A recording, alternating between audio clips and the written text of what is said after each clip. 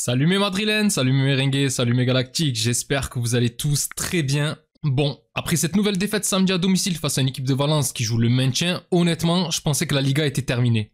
Puisque si Barcelone avait gagné face au Betis, les Catalans auraient pris 6 points d'avance avec un goal average particulier largement à leur faveur, parce que je ne nous vois absolument pas du tout aller gagner avec 4 ou 5 buts d'écart au prochain Classico en championnat. Donc autant dire qu'ils auraient pu avoir même 7 points d'avance et passer la 30e journée, reprendre 7 points à une équipe de Barcelone qui a un effectif, qu'on le veuille ou pas, bien plus rodé que le tien, je n'y crois absolument pas.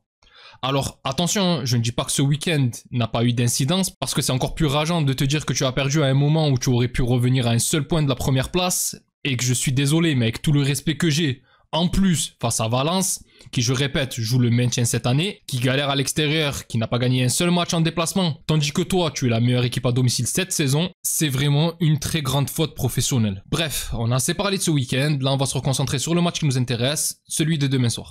Alors, Arsenal-Real Madrid. Match aller de quart de finale de Ligue des Champions qui aura lieu ce mardi soir à 21h à l'Emirates Stadium. Match pour lequel je n'ai pas donné mon avis, puisqu'habituellement c'est vrai que j'ai tendance à m'exprimer avant la double confrontation pour donner un tout petit peu mes impressions. Mais bon, en vrai que je le fasse un peu avant ou maintenant, en soi ça ne change pas grand chose. Du coup on va quand même s'intéresser à l'adversaire. Alors, Arsenal depuis quelques années et l'arrivée d'Arteta est redevenu une équipe très solide de première ligue. On a vu ça remonter saison après saison jusqu'à jouer les titres ces dernières années. C'est une équipe qui produit un assez beau football, assez proche du style Guardiola, puisqu'il ne faut pas oublier qu'Arteta a été l'adjoint de l'Espagnol durant 3 années à Manchester City. Bon, c'est un peu bête de dire l'Espagnol puisque les deux sont espagnols, mais bref, vous m'avez compris. Et autant au début c'était presque du copier-coller, autant désormais on peut se dire qu'il a trouvé son propre style.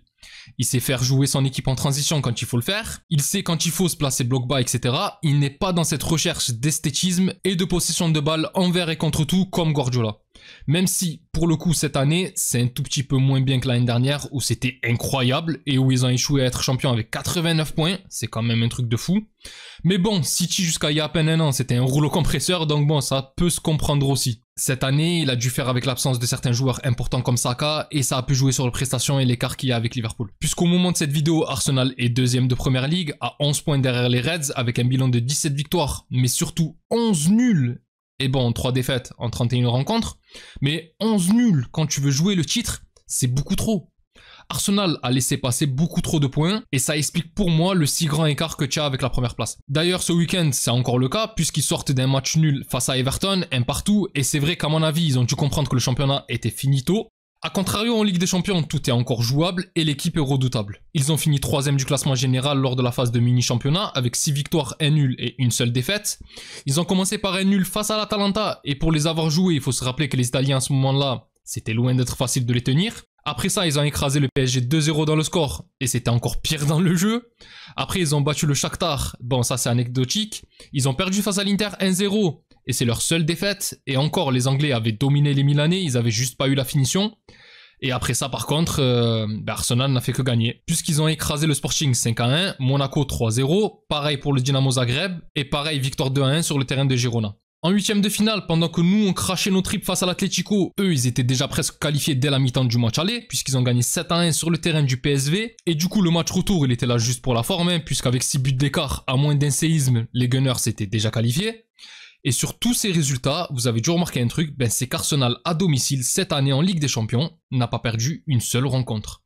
Alors oui, certes, à part le PSG, aucune équipe véritablement d'un très haut standing ne s'est déplacée à l'Emirates, mais bon, ça reste quand même un sans faute. Et quand je me dis qu'il y a à peine 2 jours, toi tu as perdu face au 15e après avoir perdu face à la Real Sociedad en Copa la semaine dernière, malgré la qualif, c'est quand même tout autre chose. Alors oui, Arsenal a déjà perdu dans des coupes, etc., face à Newcastle par exemple en League Cup, mais en championnat, quand il a fallu jouer les gros, c'est un nul face à Liverpool, c'est une victoire 3-0 face à Nottingham Forest. Alors oui, certains vont me dire que ce n'est pas un gros, mais Nottingham Forest fait une saison de dingue, c'est le Girona de la saison dernière. Pour Arsenal, c'est aussi une victoire face à Manchester City fatigué de Guardiola qui allait un tout petit peu mieux à ce moment-là, c'était avant qu'on les joue.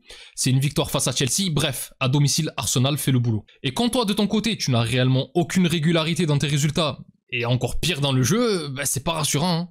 D'autant plus qu'historiquement, ce n'est pas la première fois que tu les joues, les deux clubs se sont déjà affrontés il y a presque 20 ans en 2006. Alors oui, ça remonte, ça ne va pas avoir d'incidence sur cette rencontre. Mais malgré tout, tu es le Real Madrid, tu es censé traumatiser toutes les équipes d'Europe. Et pour le coup, ce n'était pas le cas puisqu'ils t'ont battu. Les deux équipes s'étaient affrontées en 8e de finale de Ligue des Champions avec à l'époque le grand Arsenal, Thierry Henry, Robert Pires, Fabregas, Gilberto da Silva et bien sûr Reyes, paix à son âme. Et de l'autre côté, le Real Madrid galactique avec Raúl, Ronaldo, Zidane, Gucci, Beckham. Mais c'était plutôt fin ère galactique, c'est cette saison que Zidane prend sa retraite. Et bon, sur une double confrontation très serrée, où au match aller, les Madrilènes se sont fait surprendre en s'inclinant 1-0 au Bernabéu avec un but de l'inévitable Chichi, au retour, le Real ne va pas réussir à trouver la brèche et ça va se terminer sur un 0 partout qui qualifiera les Gunners qui vont aller jusqu'en finale pour perdre face au Barça. Du coup, c'est encore plus rageant et j'espère que cette année, on va réussir à gommer ça parce que le même scénario 2 fois, non, c'est pas possible à revivre. D'autant plus qu'Arsenal n'est pas non plus connu pour briller à ce moment-là de la compétition. Ils ne se sont qualifiés pour les demi-finales que 2 fois sur les 8 doubles confrontations qu'ils ont eu à disputer, en 2006 donc et en 2009. L'année dernière par exemple, ils ont été très bons mais ils sont quand même sortis face au Bayern avant qu'on ne les joue et que Joselu nous qualifie et j'espère que ça sera pareil cette année.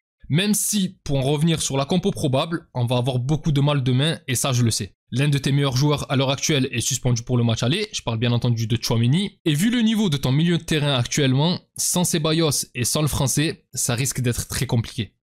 Malgré tout, voilà le 11 probable qui devrait être aligné demain soir. Dans les buts, le retour du mur belge, Courtois, qui n'est pas revenu à 100%, mais là avec le niveau de Fran González ce week-end et la blessure de Lunin, tu n'as pas trop le choix, même un Courtois sur une jambe, c'est vital si tu veux tenir le choc demain. On espère juste que ça ne va pas lâcher. Devant lui, la charnière habituelle, Rudiger Asensio, tu n'as pas mieux sous le coude, même si Rudiger est dans une phase assez compliquée. À droite, Valverde, là il n'y a pas de débat. Si Vasquez joue, autant éteindre la télé. J'ai pas envie de le voir prendre le bouillon encore une fois, alors que tu as potentiellement l'un des meilleurs joueurs à ce poste-là, même si ce n'est pas le sien, en la personne de l'Uruguayen. À gauche, très probablement, Fran Garcia. Il y a des rumeurs pour dire que ça pourrait être potentiellement Alaba, mais honnêtement, je n'y crois pas du tout. L'Autrichien n'a plus les jambes pour jouer sur un couloir. J'espère juste que Fran Garcia sera meilleur défensivement demain qu'à l'accoutumée.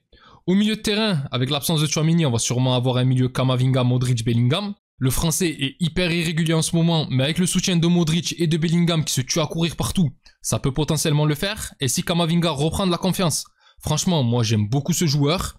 Et balle au pied, il peut bien plus apporter qu'un Tchouaméni, qui je répète est monstrueux en ce moment. Mais ce n'est pas non plus Xabi Alonso balle au pied, il faut être honnête. Alors que pour la touche technique, Camavinga, Modric, Bellingham, c'est loin d'être dégueulasse. Et enfin, en attaque, le trio habituel, Vinicius, Mbappé et Rodrigo, puisque le Brésilien a été laissé sur le banc samedi, et désolé pour Brahim, mais on a vu la différence dès son entrée de jeu, alors que pour le Marocain, il est souvent meilleur justement en sortie de banc. Et je pense que là, dans un match comme ça, Brahim à l'heure de jeu, si besoin pour mettre le feu, pour moi, ça peut faire très mal.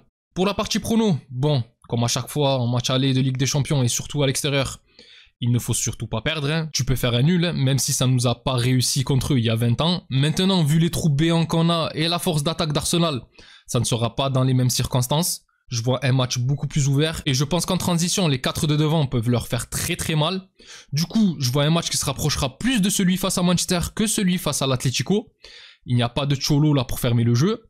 Et pour le score, je vois bien un match qui tournerait autour d'un 2 partout avec des buts du quatuor de devant, très probablement Mbappé qui est excellent en ce moment, et après peu importe, tant que c'est un but qui nous permet de ressortir avec un bon résultat. Enfin bref mes galactiques, c'est tout pour moi concernant cet avant-match, donnez-moi vos pronostics dans les commentaires. Si la vidéo vous a plu, n'hésitez pas à liker et à vous abonner, c'est un soutien très important pour la chaîne, et je remercie toutes les personnes qui prennent le temps de le faire, vous êtes les meilleurs. Pour les autres, on se retrouve après la rencontre et j'espère la victoire du Real Madrid face à Arsenal. D'ici là, je vous souhaite une excellente journée ou soirée selon l'heure à laquelle vous regardez cette vidéo. Prenez tous soin de vous et encore et toujours, hasta le final, vamos Real. Salut!